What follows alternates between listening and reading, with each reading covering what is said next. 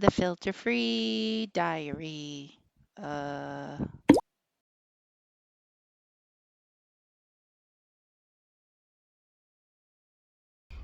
Good morning.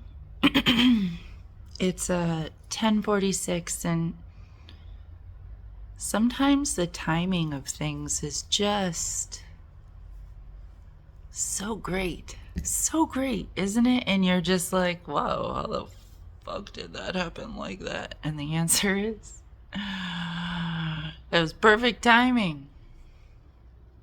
So so after I drank that wine a night or two ago, I was like, I'm not gonna drink wine for a while because I got dizzy and I didn't even finish it. And I don't know, was it strong wine or am I just like still a 2 beer queer? And I'm probably still a 2 beer queer, and that's okay. Alcohol's not my thing. And actually, alcohol's probably never really going to be my thing because I guess my dad always was an alcoholic, but it got really out of control after he got remarried. And that's one of the reasons why he turned into a super douche, and one of the reasons why I'm just like, no, thank you for alcohol. Like, I've never met a drunk person I liked. Is that a fucked up thing to say? There's a lot of drunk loud people, drunk rude people, but not a lot of drunk nice people. So I was never like, yes, I want to be one of those assholes. No, no, I don't. So I have like no alcohol tolerance, and I don't drink, and I came to that conclusion again after that bottle of wine, and I had the spins, and that sucked, and I didn't finish it, and I finished it the next day. Yes, because I can't leave things unfinished. That's probably a character flaw in that situation, but most of the time it works out pretty well. Anyway, so what happened, now that I could get to the point, last night around 8 o'clock at night, some dude some dude in a room over there knocks on my door. I'm like, yes. They're like, well, hi, I'm the dude from the room over there, and me and my brother are only here for one night because we're leaving tomorrow. And I was wondering if you wanted to come over and drink some wine, and maybe we can have a good time. It's not verbatim what he said, but that's pretty close to what he said. I was like, oh, okay. Well, let me think about it. And then he left, and then he came back like 2 seconds later, and he's like, this is the bottle of wine. And I'm like, oh. And he spoke English. I don't think he was English. He might have been Serbian. I don't know what he was. He looked kind of like a Viking. He was taller than me, which was impressive because I'm pretty tall. He was like 6'4". He had blonde hair, and his hair looked like mine, but it was shaved up, and it looked a lot nicer. Like, I feel like I need a haircut now after that experience. Anyways, no, I was not attracted to him or whoever his brother was. But like I said before, I'm never gonna be attracted to a squishy. They stink, they make noises, they sweat.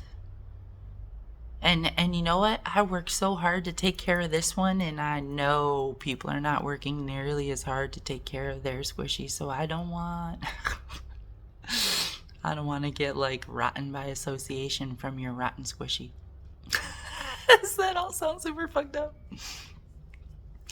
Well, oh, I of course came back into my apartment to think about it. Not to consider it, no, just to think about everything that it had. I was so not interested. But here was a random dude who either had courage or stupidity. I'm not sure it makes a difference. And knocked on some random chick's door and was like, me and my brother would like to fuck you.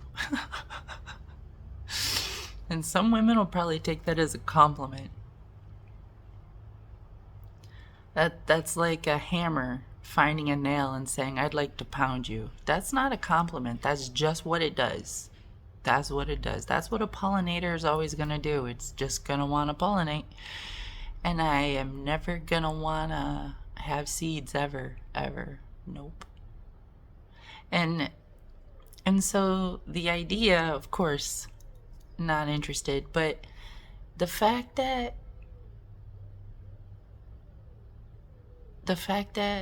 I think that must be normal behavior for him to just go up to random people and be like, "Hey, I'd like to stick my penis inside of you."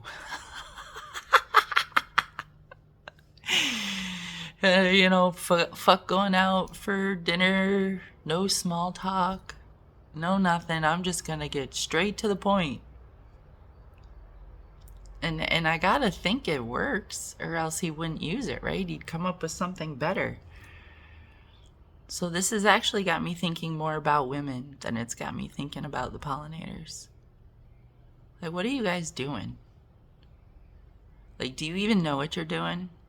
I don't think you know what you're doing, so I'm gonna tell you this thing real quick.